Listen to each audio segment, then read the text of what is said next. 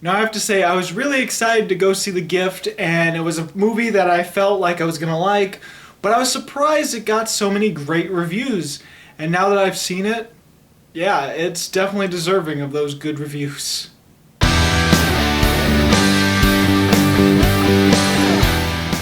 So The Gift is about a couple played by Jason Bateman and Rebecca Hall who have moved into this new home. While they're moved into a town very close to Jason Bateman's hometown, Jason Bateman comes across an old high school friend.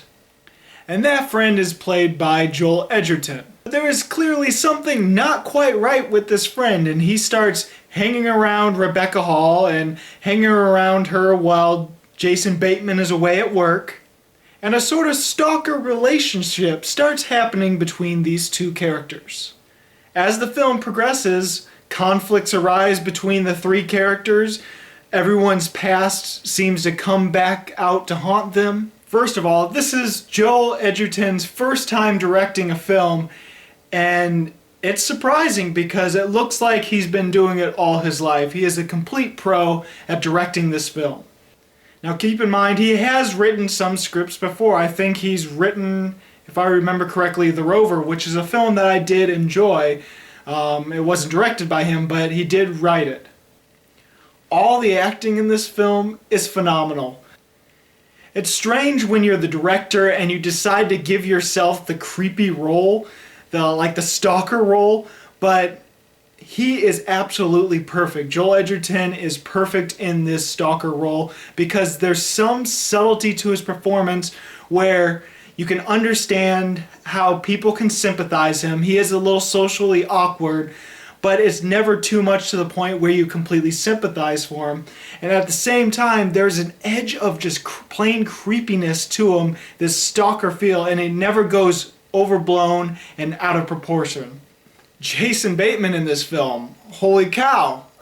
He starts off your typical Jason Bateman, but then by the end of the film, you barely recognize him as Jason Bateman. At least I didn't. I thought he was completely different, and good job for him.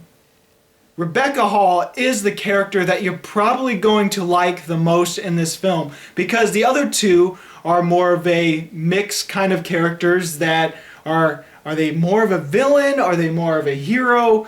How should I treat these characters? Rebecca Hall is the one person out of these three that you can definitely sympathize for her because she's the best character. And I gotta say, she was great in this movie too. All three of them were equally great. Now the trailer plays the movie off as if it's a basic, simple stalker thriller. So you're almost thinking that this is gonna be Boy Next Door material, but obviously way better than Boy Next Door because that's bad. And really, the film uses that to its advantage. The film seems to realize that it knows people's expectations and people are going to see this for a stalker thriller. You know that he's going to be a stalker by some point in the film, and it really plays off of that. Even some of these long shots where you just see the hallway, it really makes it creepy and suspenseful because you know what's going to happen and you just feel like someone's watching our characters. But after the first act progresses, it completely turns into a different movie. Now, if I still were to categorize this film, I would say it's a suspenseful thriller because really, there is tension through the entire movie, and when the tension at the beginning is this stalker thriller aspect and it's this creepy tension, you kind of lose the creepy tension, but it's replaced by this family tension and this marital problems and these crazy incidents and these conflicts between these three different characters. It turns into a drama and turns into a revenge story by the end of the film, and it is awesome. There's some great twists, some really good psychological thriller stuff. All three of the characters have a story arc. They all make a progression. They all have a change. They all discover something new about the other people. It is amazingly done and well handled to a point where it's not just one person's film the entire time. In all honesty, the movie is all about inner demons and the past coming back to haunt you. all three of the characters have to deal with something from the past they have to deal with and they finally have to confront by the end of the film. The one thing that I had no issue with whatsoever, but I can kind of see other people having problems with this film, is that it is slower. And I think most people go into the movie thinking it's a thriller, but it is still a thriller. It's more of a suspenseful thriller, and it's very slower paced. Kind of like Ex Machina, because that's a sci-fi thriller, but that's also very slower paced, and it deals with more suspense rather than action thriller. And that's kind of the problem with thrillers. There's two different extremes to thrillers. There's the action-packed, almost action movies that are thrillers that are like Taken.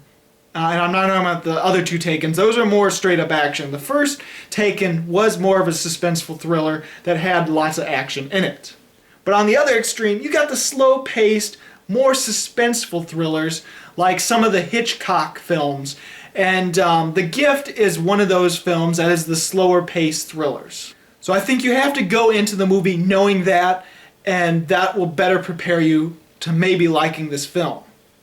Another thing I can see other people having qualms with is it might not seem as focused as it really is. You really do get all three of the characters, you get their perspective, and by some point in the film, all three of them are a main character by some point in the film. Now, what I think some people might think is unfocused is that the stalker element starts, it's the hook, it's what everyone's coming for, but then it becomes a bit of a drama, bit of a marital issues, a bit of discovering other people's past, and it sort of becomes the main focus of the film, and then it gets into the revenge and the more stalker type manipulating and psychological stuff.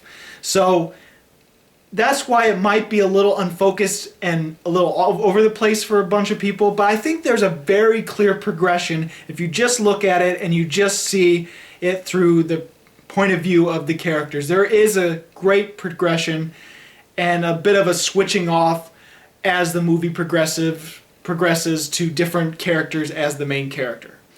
In the end, I have to say The Gift is an amazing film and definitely going to be one of my favorite films this year. And because, while I can point out a few things that other people might like, they're not an issue at all for me. And when I can't think of an issue and I can't think of any little teeny nitpicky thing to say about it that I personally didn't like, then there's only one score I can give a film. 5 stars. I gotta say I loved it. It's probably the lowest film out of my 5 stars this year. I think I've got 6 if I'm counting them right. And it's the lowest of the 6, but it is still an incredibly amazing, slow-paced thriller that also has a drama, it's acted well, it's directed well, it's shot beautifully. So many great things about this film. So have you seen The Gift? What did you think about it? Go ahead and comment. If you haven't seen The Gift, what is your favorite stalker thriller? So as always, this is Bruce Gifford, and this was Just My Opinion.